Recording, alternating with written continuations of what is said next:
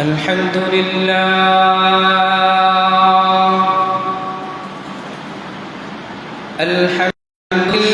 نحمده ونستعينه ونستغفره ونؤمن به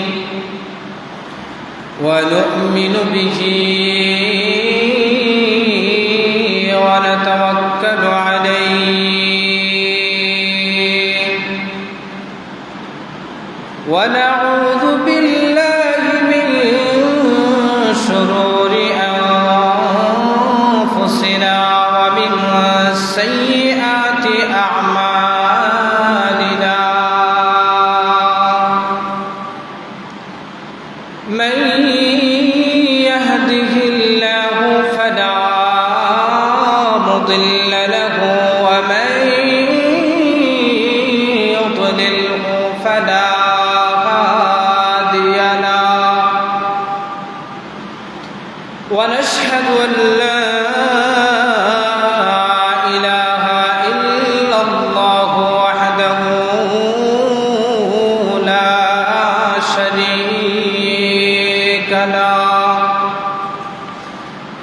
ونشهد أن سيدنا وسندنا وحبيبنا وحبيب ربنا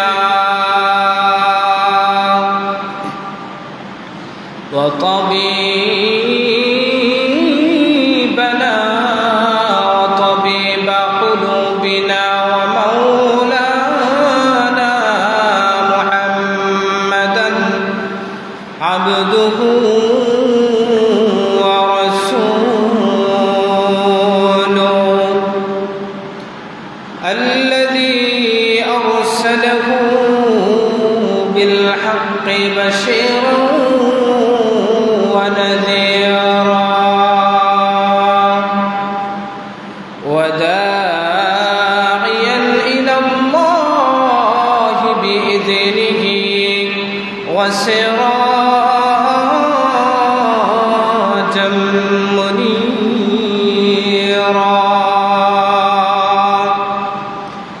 أما بعد فأعوذ بالله من الشيطان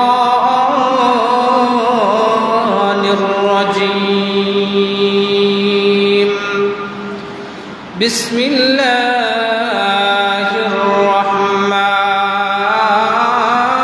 الرحمن الرحيم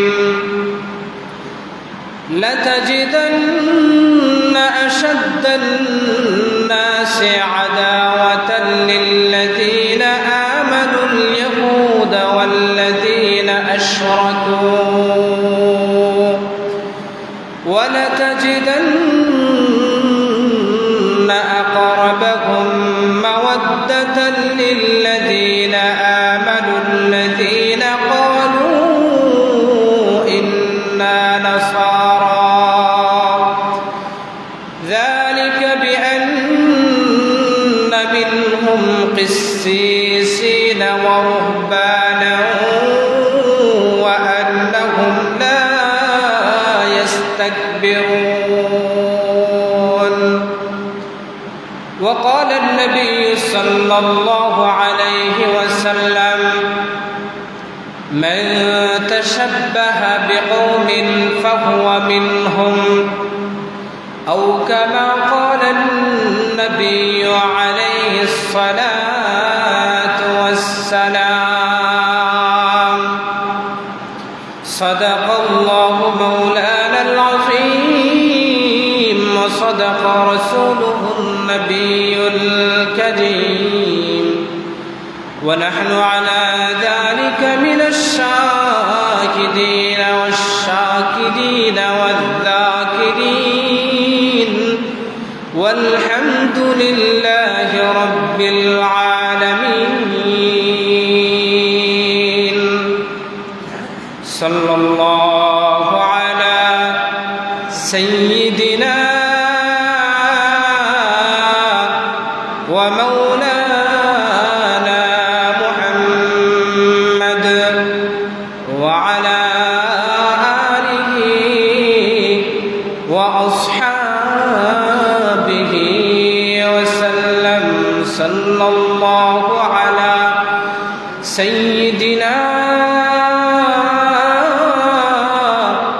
ومولانا محمد وعلى آله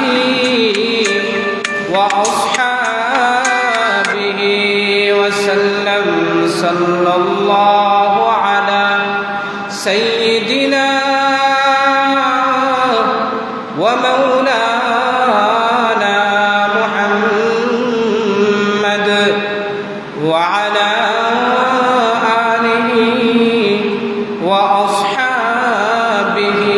وسلم بلغ العلا بكماله كشف الدجى بجماله حسنت جميع خصاله صلوا عليه وآله رخسار سے برقع کا ذرا پردہ اٹھا دو رخسار سے برقع کا ذرا پردہ اٹھا دو للہ مجھے حسن خدا داد دکھا دو للہ مجھے حسن خدا داد دکھا دو اے باد صبا تو میرے فریاد لیے جا اے باد صبا تو میرے فریاد لیے جا سرکار مدینہ کو میرے یاد لیے جا سرکار مدینہ کو میرے یاد لیے جا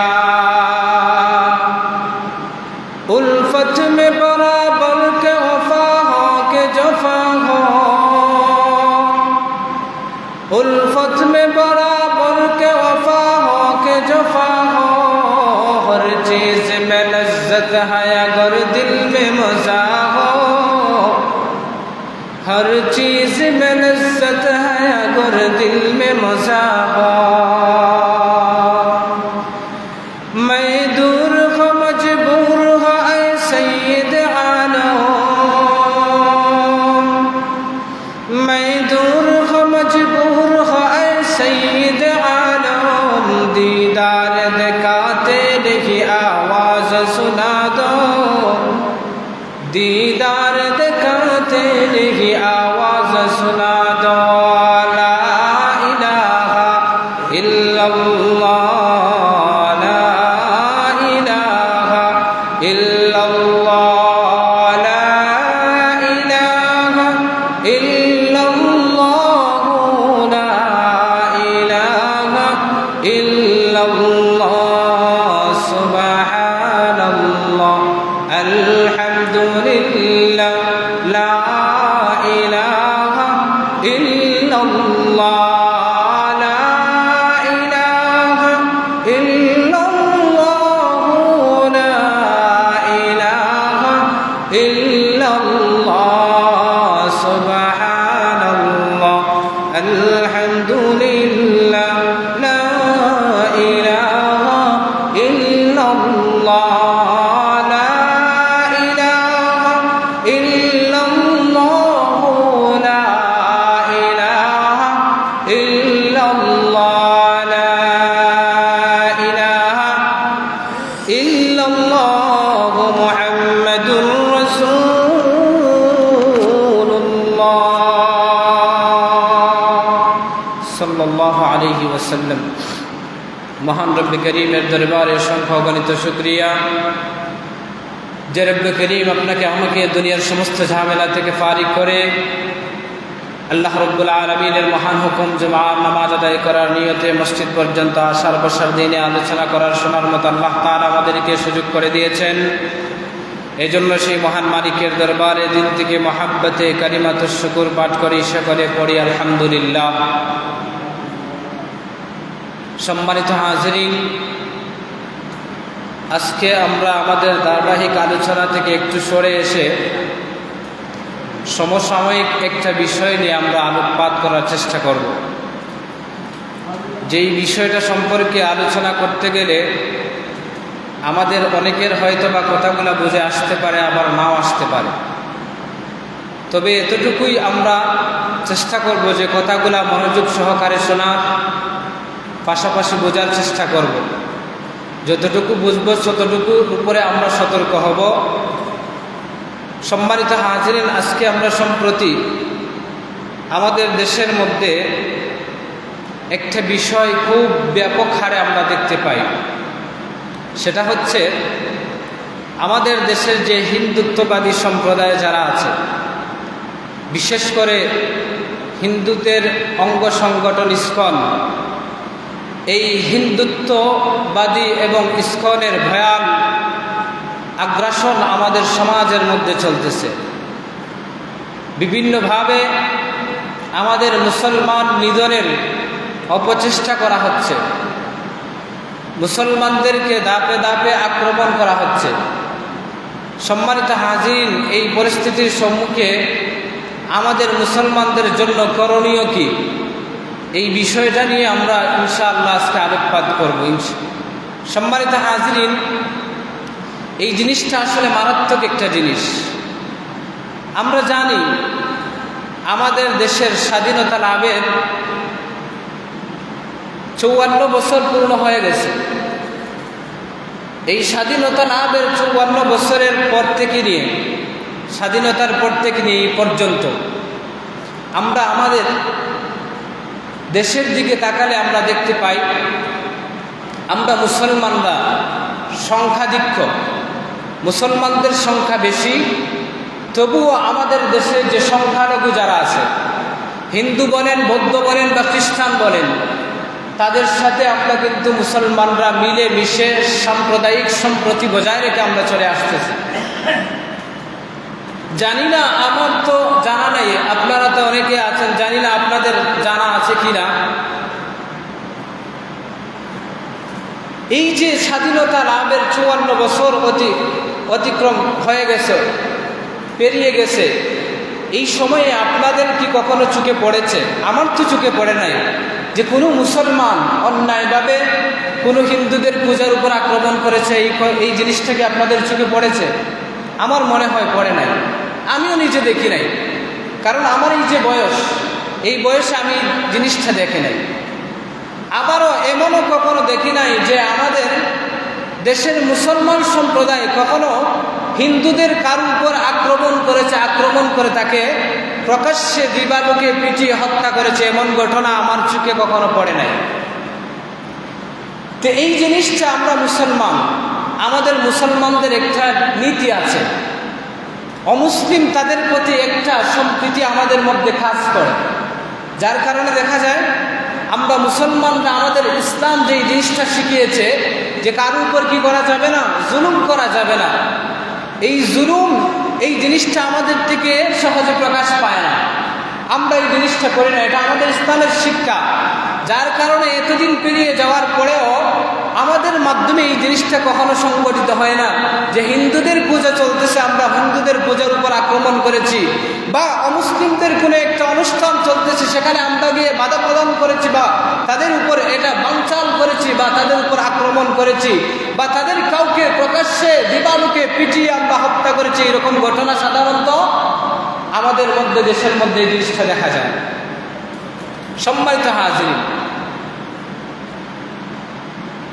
গত এই যে 2022 সালে আমাদের যে আদমশুমারি হয়, অর্থাৎ মানুষের যে একটা হিসাব, বাংলাদেশের মানুষের সংখ্যা জানার জন্য সরকার যে 2022 সালে ওই যে আমাদের বন্যা যখন হয় সিলেটে, ওই সময় কিন্তু আদমশুমারি হয়েছে লাস্ট 2022 সালে। ওই আদমশুমারির তথ্য অনুযায়ী বাংলাদেশের মোট জনসংখ্যা হল 16,51,58,616 জন। এর মধ্যে মুসলমানদের পার্সেন্টেজ হল 91.04।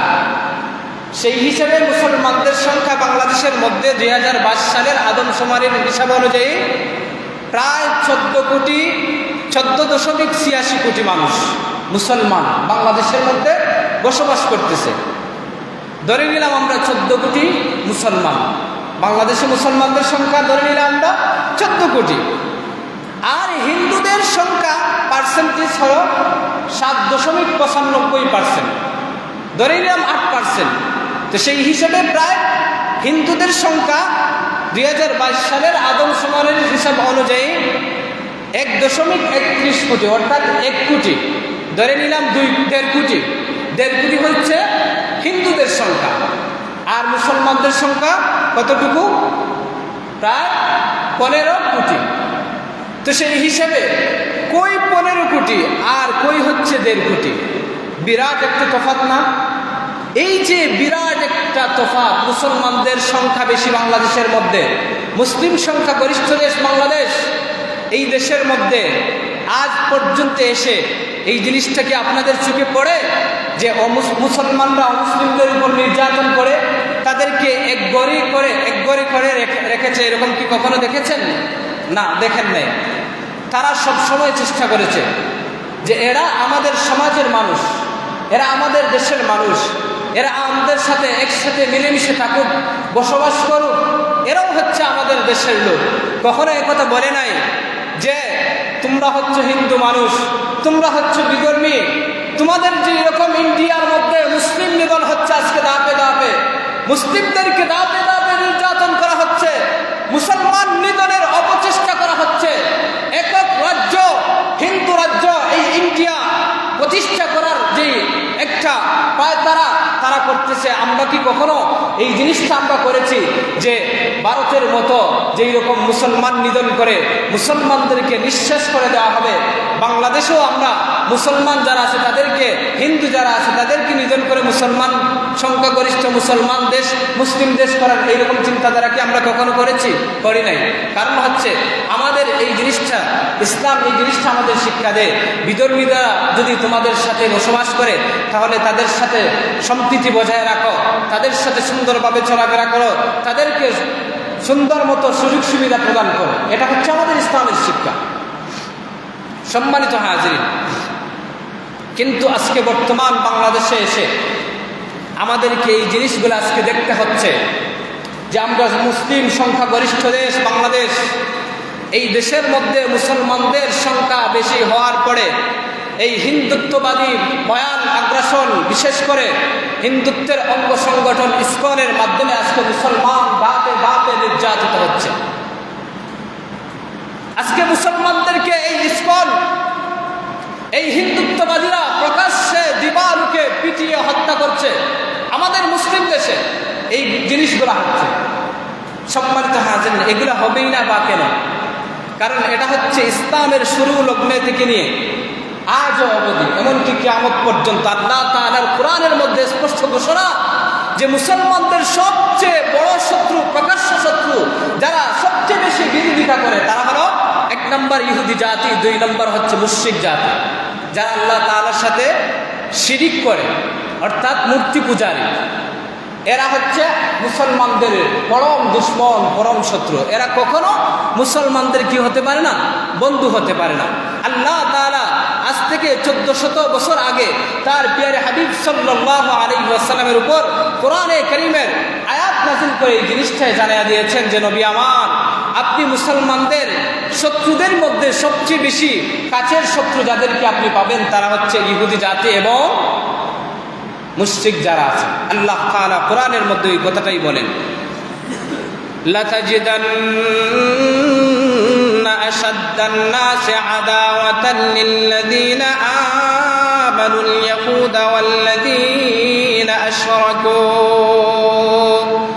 ওয়া লাতাজিদান্না আকরাবাহুম মাওয়াদ্দাতান লিল্লাযীনা আমানুল্লাযীনা ক্বালু ইন্না নাসারা। আল্লাহ রাব্বুল আলামিন বলেন, লাতাজিদান্না আশাদ্দান নাসি আদাওয়া, নবী আমার, আপনি মানুষের মধ্যে সবচেয়ে বেশি কঠোরভাবে মুসলমানদের বিরোধিতাকারী হিসেবে যেই দলকে আপনি পাবেন আল ইয়াহুদ। আল্লাহ তাআলা বলেন প্রথম নম্বরে ইহুদি যারা আছে, ইহুদি সম্প্রদায়, ওয়াল্লাযীনা আশরাকু দ্বিতীয় নম্বরে আল্লাহ তাআলা বলেন যারা মুশরিক, আল্লাহ তাআলার সাথে শিরক করে, এই সমস্ত মানুষদেরকে আপনি মুসলমানদের সবচেয়ে বেশি কঠোরভাবে বিরোধিতাকারী হিসেবে আপনি পাবেন। আজকে দেখেন ইহুদি সম্প্রদায় কতটা জঘন্যতম দল, যে ইহুদি সম্প্রদায়কে আল্লাহ রসুল সাল্লাল্লাহু আলাইহি ওয়াসাল্লামের জামানায় স্বয়ং আল্লাহ রসুল তিনি মদিনা থেকে তাদেরকে বহিষ্কার করেছিলেন।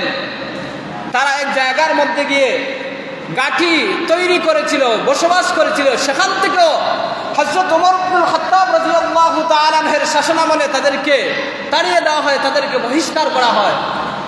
এমনকি শেষ জামানায় এই যে আমাদের কিছু আগে দ্বিতীয় বিশ্বযুদ্ধের সময় হিটলার সে কি করেছিল? এই ইহুদি নিধন করেছিল। এই ইহুদি জাতি যে কত, এই জিনিসটা বোঝাবার জন্য কিছু ইহুদিকে সে ছাড় দিয়েছিল। আজকে এই ইহুদি জাতি যারা এই যে আমাদের বর্তমানে এই যে মিয়ানমারের যে মুসলিম ভাইয়েরা সমুদ্রের মধ্যে বেশে বেশে এসে আমাদের এই যে চট্টগ্রামের এই যে সমুদ্র তীরবর্তী এলাকার মধ্যে তারা অবস্থান যেই রকমভাবে নিয়েছিল, ওই রকমভাবে কিন্তু তাদেরকে যখন হিটলার ছেড়ে দিয়েছিল, তারাও কিন্তু বেশে বেশে ওই যে আপনার ফিলিস্তিনের এই যে ফিলিস্তিনে ওইখানে গিয়ে তারা কি করেছিল? আশ্রয় গ্রহণ করেছিল। আর ফিলিস্তিনি মুসলমান ভাইয়েরা দরদ দেখায়া তাদেরকে আশ্রয় দিয়েছিল। আজকে কি হয়েছে? এই ইহুদিবাদীদেরকে আশ্রয় দেওয়ার কারণে কি হয়েছে? আজকে মুসলমানরা ওই ফিলিস্তিনের মধ্যে শান্তিতে বসবাস করতে পারতেছে না। আজকে দেখা যায় ইসরায়েলিরা এই ফিলিস্তিনের মুসলমানদের উপর অবিচারে তারা হত্যাযজ্ঞ চালিয়ে যাচ্ছে, হত্যাকাণ্ড চালিয়ে যাচ্ছে। এমনকি আবার এই যে মুসলমান নারী শিশু যারা আছে, যারা ছোট্ট শিশু, যারা সঠিকভাবে কথা বলতে পারে না, ওই যে বুঝার মতো বয়সে তারা উপনীত এখনো হয় নাই, এদেরকেও পর্যন্ত তারা অবিচার নির্বিচারে তারা হত্যা করেছে। আপনারা অনলাইনের মাধ্যমে দেখেছেন। এটা হচ্ছে খতরনাক জাতি, ইহুদি জাতি। আল্লাহ তাআলাও এই জিনিসটা আমাদেরকে সতর্ক করেছেন যে ইহুদি সবচেয়ে বেশি মুসলমানদের সবচেয়ে বড় ক্ষতি করে। এরা হচ্ছে মুসলমানদের প্রধান বিরোধী। এরা মুসলমানদের ভালো কখনো দেখতে পারে না, দেখতেও চায় না। এমনকি এরা মুসলমানদের সবচেয়ে পরম শত্রু। আজকে এই ইহুদিদেরকে জায়গা দেওয়ার কারণে আজকে মুসলমানরা তাদের ঘর ছাড়া। যদিও সাময়িক সম্প্রতি চুক্তি হয়েছে, শান্তি চুক্তি হয়েছে, কিন্তু এরপরও দেখা গেছে যে তারা কিন্তু তাদের ওই যে পূর্বের কাজ, বোমা হামলা, এগুলা কিন্তু ছাড়ায়া যাইতেছে। জানি না এইটা তারা অটুট রাখবে কিনা। সম্মানিত হাজরিন, তো দেখা গেল যে আল্লাহ তাআলার যে ঘোষণা যে ইহুদিরা মুসলমানদের সবচেয়ে বিরোধী একটা দল, এই জিনিসটার প্রমাণ আজকে আমাদের এই সময়ে এসে আমরা দেখতে পাইতেছি যে তারা মুসলমানদের বিরোধিতা করে, মুসলমানদের কখনো ভালো চায় না। 2 নম্বরে আল্লাহ তাআলা বলেন ওয়াল্লাযীনা আশরাকু, যারা আল্লাহ তাআলার সাথে শিরিক করে, মুশরিক তথা মূর্তি পূজারী যারা। আর আমাদের বর্তমান সময়ে এসে মূর্তি পূজা কারা করে? হিন্দুরা করে। আজকে আপনি ইন্ডিয়ার দিকে তাকান, এই ইন্ডিয়ার মধ্যে মুসলমানদের যেই রকম ভাবে নির্যাতন আজকে করা হচ্ছে। আজকে দেখা যায় মুসলমানদের ধর্মীয় উৎসব যখন ঈদুল আজহার সময় আসে, প্রকাশ্যে এমন এরিয়া আছে প্রকাশ্যে গরু জবাই করতে পারে না, নিষিদ্ধ। এমনও এরিয়া আছে যে এইগুলাতে মুসলমান নিধন হচ্ছে। যেমন কাশ্মীরের মধ্যে আপনারা দেখেছেন, শুনেছেন, কাশ্মীরের মধ্যে যেই হারে মুসলমানদেরকে হত্যা করা হচ্ছে। সম্মানিত হাজরিন, শুধু তাই নয়, এই যে হিন্দুরা তারা কিন্তু ইন্ডিয়ার মধ্যে আমাদের মুসলমানদের শতবর্ষী মসজিদগুলোকে ভেঙ্গে তারা তাদের দাবি অনুযায়ী তারা সেখানে মন্দির নির্মাণ করছে। আমাদের 550 বছরের পুরনো সেই বাবরি মসজিদকে তারা দাবি করেছে এখানে নাকি কি ছিল? মন্দির ছিল। এক পর্যায়ে তারা সফলও হয়ে গেছে। তারা এই মসজিদ ভেঙ্গে ওইখানে রাম মন্দির তারা কি করেছে? নির্মাণ করেছে। সম্মানিত হাজরিন, যে ওই যে সংখ্যাধিক্য যেই দেশ, হিন্দুদের যেই দেশ ভারত, ইন্ডিয়া, সেখানে কিন্তু আমাদের মুসলমানদের কি করা হচ্ছে? সংখ্যালঘু আমরা মুসলমান, সেই দেশের মধ্যে তাদের অধিক্যতার কারণে আজকে মুসলমানদের উপর নির্যাতন করা হচ্ছে। কিন্তু আমরা মুসলমান জাতি, আমাদের একটা নীতি আছে, আমাদের একটা ধর্ম আছে। আমাদের ধর্ম উগ্রতাকে প্রশ্রয় দেয় না, উগ্রতাকে পছন্দ করে না। আজকে আমরা বাংলাদেশের মধ্যে সংখ্যাগরিষ্ঠ আমরা মুসলমান হওয়ার পরেও আমাদের যে সংখ্যালঘু যারা আছে আমরা তাদের উপর কি করি না, নির্যাতন করি না, কিন্তু ওই যে তাদেরকে আদর করে কুলের মধ্যে আমাদের বুকের মধ্যে জায়গা দিয়েছি, তারা ওই বুকের মধ্যে জায়গা পাওয়ার পরে তাদের উচিত ছিল সুন্দরভাবে বসবাস করা।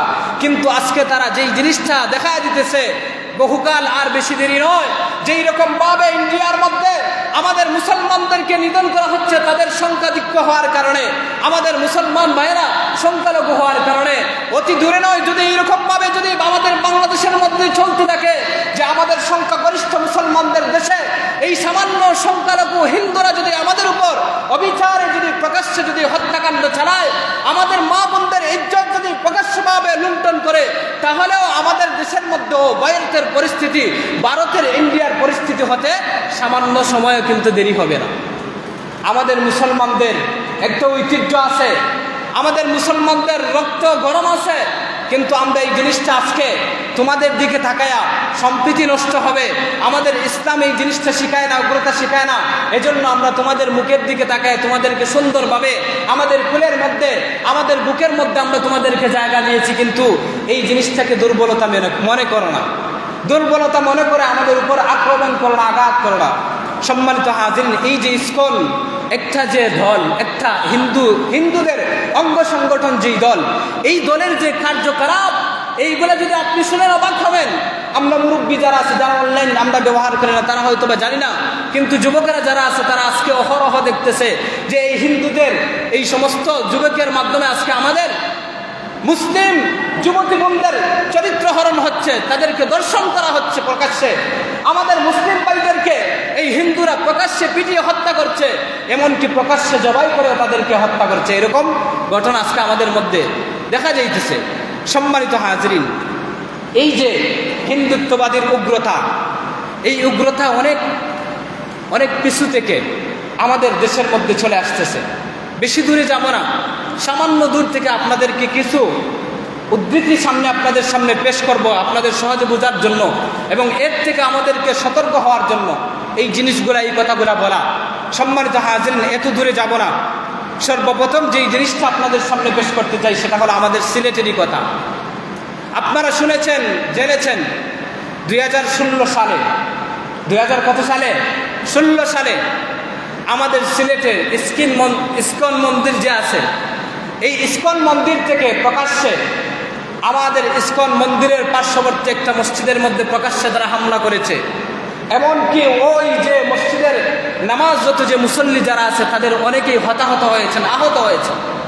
সম্মানিত হাজরিন, এই সংখ্যালঘু তারা আমাদের মুসলিম সংখ্যাগরিষ্ঠ এই দেশে আমাদের মুসলমানদের উপর আক্রমণ করা, আমাদের মুসলমানদের ইবাদতের জায়গা মসজিদের উপর আক্রমণ করার সাহস তারা এত কোথায় পেল? কোথায় পেল?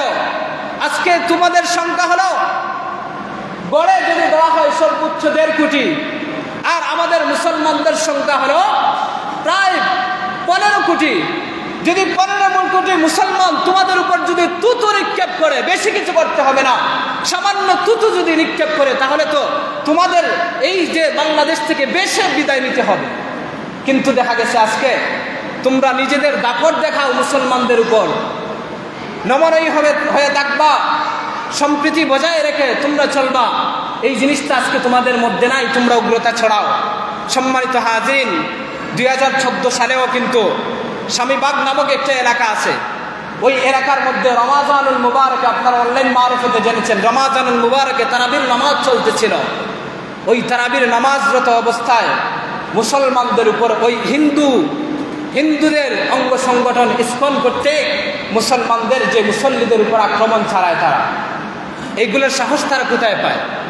সম্মানিত হাজরিন, শুধু তাই নয়, এই যে গত 2024 সালের 18 এপ্রিল ফরিদপুরের একটা জায়গা, মধুখালী উপজেলার পঞ্চপল্লী নামে একটা গ্রাম আছে, ওই গ্রামের মধ্যে একটা মন্দিরের মধ্যে আমাদের মুসলমানদের 7 যুবককে তারা অন্যায়ভাবে তারা বেঁধে আনছে। বেঁধে এনে ওই মন্দিরের সামনে তারা এমনভাবে বেদমভাবে পিটাইছে, তাদেরকে পিটানোর কারণে 2 জন হাফিজে কুরআন আপন 2 ভাই ওই জায়গার মধ্যে মন্দিরের সামনে ইন্তেকাল করেছে, এমনভাবে পিটাইছে। আর বাকি যে 5 জন ছিল, ওই 5 জনের অবস্থা তখন ছিল ভয়াবহ অবস্থা ছিল, এমনভাবে পিটাইছে। সম্মানিত হাজরিন, এই যে এইগুলা তারা কিন্তু আজকে আমাদের দেশের মধ্যে করতেছে। এমনকি আজকে দেখা যায়, আফসোস লাগে, আমাদের মুসলমানদের টাকায় নির্মিত, মুসলমানদের টাকায় প্রতিষ্ঠিত, মুসলমানদের মাধ্যমে পরিচালিত এই যে ঢাকা বিশ্ববিদ্যালয় আছে, এই বিগত রমজানের ঘটনা আপনারা দেখেছেন। রমাজানুল মুবারকে মুসলমানদের টাকায় নির্মিত, মুসলমানদের দ্বারা পরিচালিত ওই ঢাকা বিশ্ববিদ্যালয়ে ছাত্ররা, মুসলিম ছাত্ররা ইফতার মাহফিল করবে, বাধা আসছে। আপনারা শুনেন নাই? বাধা আসছে। অথচ হিন্দুরা তাদের কোনো অনুষ্ঠান তারা কিন্তু এই ঢাকা বিশ্ববিদ্যালয়ের মধ্যে তারা কিন্তু অনায়াসে করতে পারে। আজকে আমাদের দেশে এই বৈষম্যতা কেন? আমরা মুসলিম সংখ্যাগরিষ্ঠ দেশ বাংলাদেশ, এই দেশে আমাদের মধ্যে বৈষম্য কেন করা হবে? আমাদেরকে কেন এরকমভাবে আমাদের টুপ চেপে ধরা হবে? কেন আমাদের স্বাধীনতা থাকবে না কেন? সম্মানিত হাজিরিন, শুধু তাই নয়, 2016-তে আমাদের সিলেটের একজন ইমাম, যিনি এই ইসকনের বিরুদ্ধে একটা স্ট্যাটাস দিয়েছিলেন, পরিণতি কি হয়েছে?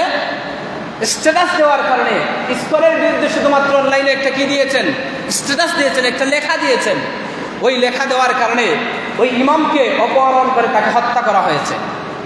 এগুলো হচ্ছে এই যে আমাদের যে উগ্রবাদী হিন্দু, এই যে ইসকন, তাদের কাজ আজকে আমাদের দেশের মধ্যে ওইগুলোই কিন্তু চলতেছে। সম্প্রতি বর্তমান সময়ে আছি 2025 সালে এসে আমাদের নতুন এই বাংলাদেশের কথাই বলি। আজকে সম্প্রতি দেখতে পাইছেন আপনারা যে গাজীপুরের TNT কলোনি জামে মসজিদের একজন খতিব, এই যে বিগত শুক্রবার, এই শুক্রবারে ইসকনের বিরুদ্ধে তিনি বক্তব্য দিয়েছিলেন। এমনকি তাদের একটা ট্রেপ মানে হলো একটা তাদের ফন্দি, সেটা হলো বাগুয়া লাভ ট্রেপ নামে অনলাইনের মধ্যে যেটা প্রচার হইতেছে, বাগুয়া লাভ ট্রেপ নামে হিন্দুদের যে একটা নতুন যে ফন্দি, এই সম্পর্কে তিনি মুসল্লিদেরকে সতর্ক করেছিলেন। পরিণতি কি হয়েছে? সাথে সাথে রাতের বেলা মসজিদের বারিন্দার মধ্যে ইসকনের পক্ষ থেকে চিঠি দেওয়া হয়েছে তাকে গুম করার জন্য। বেশি বাড়াবাড়ি করলে তোমাকে হত্যা করা হবে, গুম করা হবে। এমনকি ওই খতিবের বাসা পর্যন্ত চিঠি দেওয়া হয়েছে এই ইসকনের পক্ষ থেকে। দেখা গেছে যে 24 ঘন্টা পেরোতে না পেরোতেই এই ইমাম কি হয়ে গেছেন? খতিব গুম হয়ে গেছেন। গুম হওয়ার পরে এই যে গতকাল 23 তারিখ যে গতকাল গেল, এই 23 তারিখ তাকে এই যে চট্টগ্রামের একটা জায়গার মধ্যে তাকে হাত পা বাঁধা, শিকল দিয়ে হাত পা বাঁধা অবস্থায়, বিভ্রস্ত অবস্থায় তাকে পাওয়া যায়। সম্মানিত হাজরিন, এইগুলো আপনি অনলাইনের মাধ্যমে দেখতেছেন। আজকে কতটুকু স্পর্ধা হলে মুসলিম সংখ্যাগরিষ্ঠ এই দেশের মধ্যে এসে একজন খতিব সে তার মুসল্লিদেরকে এই সম্পর্কে দিক নির্দেশনা দিতেছে। এই দিক নির্দেশনা দেওয়ার কারণে তাকে অপহরণ করে তাকে নির্মমভাবে নির্যাতন, এটা কতটুকু স্পর্ধা তাদের বাড়লে এই জিনিসটা তারা করতে পারে। সম্মানিত হাজরিন, শুধু তাই নয়, আপনারা জানেন এই গত কয়েকদিন আগে আমাদের এই যে গাজীপুরের একটি যুবক, আমাদের মাদ্রাসার একজন ছাত্রী যার বয়স 14 থেকে 15, ওই মাদ্রাসার যে ছাত্রী, ওই মাদ্রাসার ছাত্রীকে সে গণধর্ষণ করেছে গাজীপুরের মধ্যে। এগুলো আজকে আমাদের দেখতে হচ্ছে। সম্মানিত হাজিরিন, এর বিচার চাইতে গিয়ে উলামায়ে কেরামদের মধ্য থেকে আতাউল্লাহ বিক্রমপুরী নামে একজন মৌলানা, আপনারা দেখেছেন, যুবকেরা যারা আছেন অনলাইনের মধ্যে এখনো ঘুরতেছে, উনি প্রকাশ্যে এর প্রতিবাদ করেছেন। এমনকি আমাদের দেশের এই যে আমাদের টাকায় পরিচালিত যে পুলিশ বাহিনী, এরাও কিন্তু এদেরকে কি করছে? প্রতিবাদ করার কারণে হুমকি ধমকি দিচ্ছে। সম্মানিত হাজরিন, এমনকি ওই মাওলানাকেও কিন্তু ধমকি দেওয়া হয়েছে যে তাকে কি করা হবে? গুম করা হবে, হত্যা করা হবে। জানি না ওনার কপালের মধ্যে, ভাগ্যের মধ্যে আর কি দেখতে হবে, কি আছে। সম্মানিত হাজরিন, এই হচ্ছে আরেকটা ঘটনা। আমি আপনাদের সামনে আরেকটা বিষয় তুলে ধরি। আপনারা দেখেছেন যে ওই যে ইসকনের যে নেতা আমাদের দেশে, কি যেন তন্ময় প্রভু নামে একজন কিছুদিন আগে গ্রেফতার হয়েছিল না? গ্রেফতার হয়েছিল। সে ছিল ইসকনের নেতা আমাদের দেশে। তাকে কেন গ্রেফতার করা হয়েছিল? যে তাদের একটা এই যে বাংলাদেশের যে জাতীয় পতাকা, ওই জাতীয় পতাকার উপর তাদের যে গেরুয়া কালারের একটা কাপড় আছে, দেখবেন তারা পরে থাকে। এই গেরুয়া কালারের কাপড় দ্বারা বাংলাদেশের জাতীয় পতাকাকে অপমান করেছিল, যার কারণে রাষ্ট্রদ্রোহী মামলায় তাকে গ্রেফতার করা হয়। তাকে যখন গ্রেফতার করা হয়, চট্টগ্রাম আদালতে যখন তাকে তোলা হয়, আপনারা দেখেছেন ওই চট্টগ্রাম আদালতে তোলার সময় এই ইসকনের যে সশস্ত্র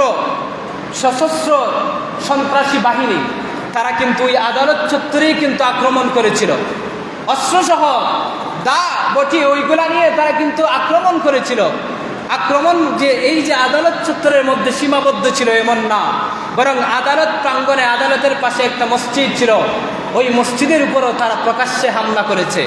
প্রকাশ্যে হামলা করে মসজিদের উপরে হামলা করেছে, এমনকি মসজিদের যে মুসল্লি যারা আছে এই হামলার শিকার হয়ে অনেকেই কি হয়েছেন, আহত হয়েছেন। সম্মানিত হাজরিন, তে দেখা গেল এই সমস্ত যে হিন্দুত্ববাদী যারা আছে তাদের মূল টার্গেট হলো মুসলিম নিধন। আর পরোক্ষভাবে তালাশ করে দেখা গেছে যে এই ইসকনের যে মূল মাকসাদ, মূল যে টার্গেট, সেটা হলো তারা মুসলিম নিধন করে তারা অখণ্ড ভারত করতে চায়। এই বাংলাদেশকেও তারা কি করতে চায়, ভারত বানাইতে চায়, যেখানে আধিপত্য বিস্তার করবে শুধুমাত্র একক হিন্দুদের, মুসলমানদের কি থাকবে না, কোনো আধিপত্য থাকবে না। সম্মানিত হাজির, ওই আদালত চত্বরে একদল মুসলিম যে আইনজীবী যারা ছিল তারা এর বিরুদ্ধে দাঁড়িয়েছিল।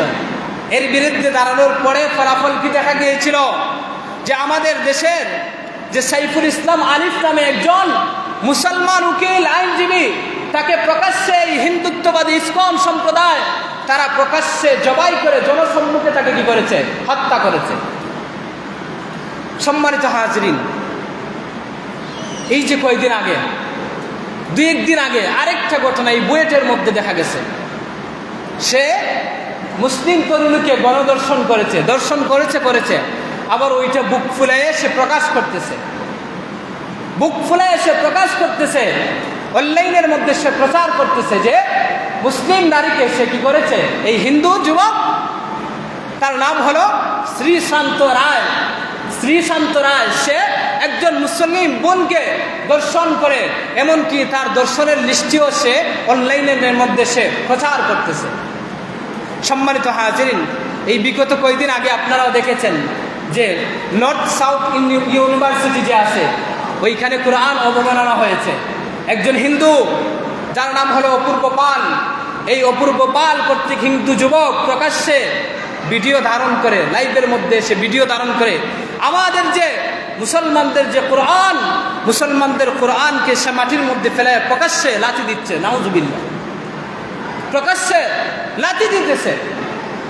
এইরকম যে হচ্ছে আজকে, এইরকম কেন হইতেছে?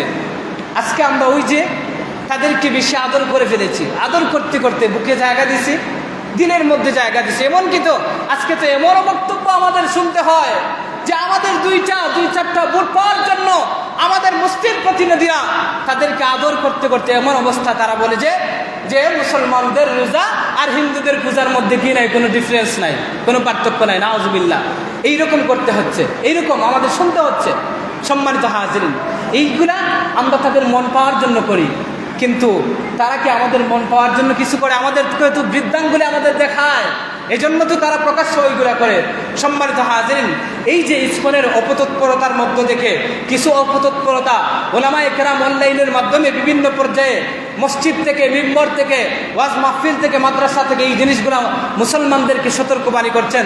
তাদের অপতৎপরতার মধ্যে কিছু অপতৎপরতা হচ্ছে যে তাদের মূল টার্গেট হলো যে মুসলিম নিধন করা, আর 2 নম্বর তাদের টার্গেট হলো মুসলিম নিধন করে এই বাংলাদেশকে অখণ্ড ভারতে রূপান্তরিত করা। এটা হচ্ছে তাদের মূল টার্গেট। এই টার্গেট তারা বাস্তবায়ন করতে গিয়ে তারা সবচেয়ে বেশি যাদের পিছনে কাজ করে, তারা হচ্ছে যে মুসলমান যুবক যুবতী যারা আছে তাদের পিছনে কাজ করে। এই তাদের পিছনে কাজ করতে গিয়ে দেখা যায় প্রাথমিক পর্যায়ে তারা এই ইসকনের সদস্য এমনভাবে সাধু সেজে তারা মুসলমানদের সামনে নিজেদেরকে উপস্থাপন করে। তাদের সাথে একটু আন্তরিকতা, প্রথমে তাদের সাথে আন্তরিকতা হয়, একটু মিশার চেষ্টা করে। মিশে একটা মুসলমান তো সহজে তো তার ধর্ম গ্রহণ করবে না, সে তার সাথে মুসলিম তরুণী যারা আছে তাদের সাথে সম্পর্ক গড়ে তুলে এক পর্যায়ে ওই সম্পর্কটা প্রেমেতে রূপান্তরিত হয়, ভালোবাসায় রূপান্তরিত হয়, তাদের মধ্যে প্রেমের সম্পর্ক গড়ে উঠে। এই প্রেমের সম্পর্ক গড়ে তোলার পরে এক পর্যায়ে দেখা যায় তারা এই মুসলিম তরুণদেরকে তারা বুঝিয়ে শুনিয়ে তারা নিয়ে কোনো জায়গার মধ্যে, কোনো রিসোর্টের মধ্যে, হোটেলের মধ্যে গিয়ে তারা গণদর্শন করে।